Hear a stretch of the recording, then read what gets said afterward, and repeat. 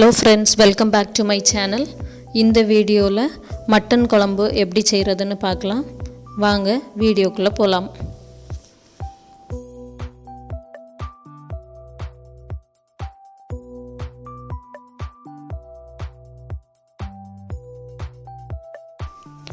Mutton குழம்பு பண்றதுக்கு முதல்ல ஒரு குக்கர்ல தேவையான அளவு எண்ணெய் ஊத்திக்கிடணும்.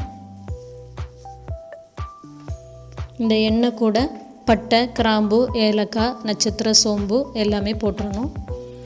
இது கூட பச்சை மிளகாய், அதுக்கப்புறம் வெட்டி வச்சுருக்கக்கூடிய பெரிய உள்ளி எல்லாம் போட்டு நல்லா வதக்கிடணும்.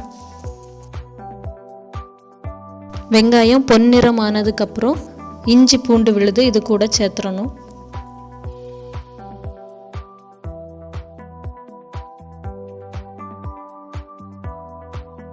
மட்டன் குழம்புக்கு தக்காளி ஜாஸ்தி சேர்க்கக்கூடாது.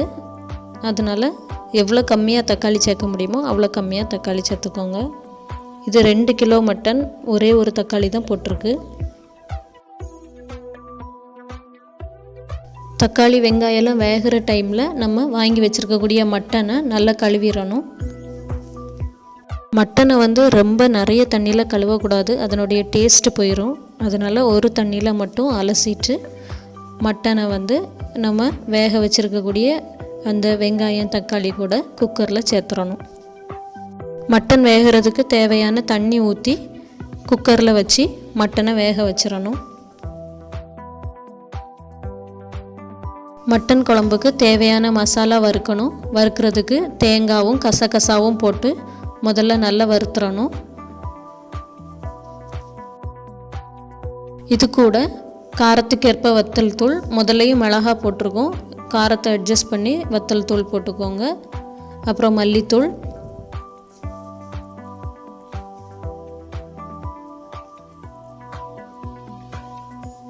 பெருஞ்சீரகத்தூள்,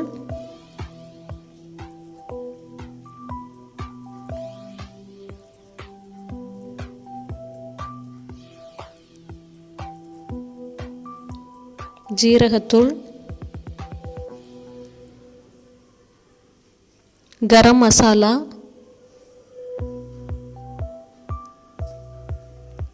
கொஞ்சமாக பெப்பர் தூள், இதெல்லாம் போட்டு நல்லா வறுக்கணும். பாருங்கள், மசாலா கலரே பார்க்க ரொம்ப அழகாக இருக்குது. இந்த மசாலா ஆறுனதுக்கப்புறம் மிக்சியில் போட்டு நல்லா அரைச்சி எடுத்துடணும் தண்ணி ஊற்றி. குக்கரில் வச்ச மட்டன் நல்லா வெந்துட்டு, இனி அந்த மட்டன் கூட நம்ம அரைச்சி வச்சுருக்கக்கூடிய இந்த மசாலாவை சேர்த்துடலாம்.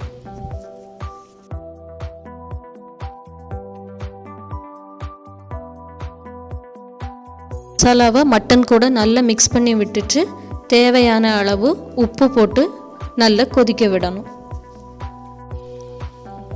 குழம்பு கொதித்த உடனே ஒரு கை நிறைய மல்லி இலை எடுத்து குழம்புக்குள்ளால போட்டுறணும்.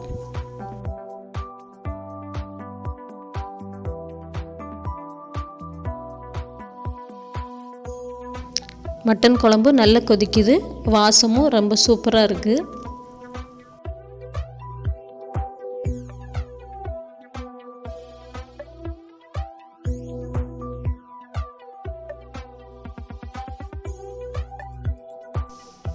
சூப்பரான டேஸ்டான மட்டன் குழம்பு ரெடி ஆயிடுச்சு.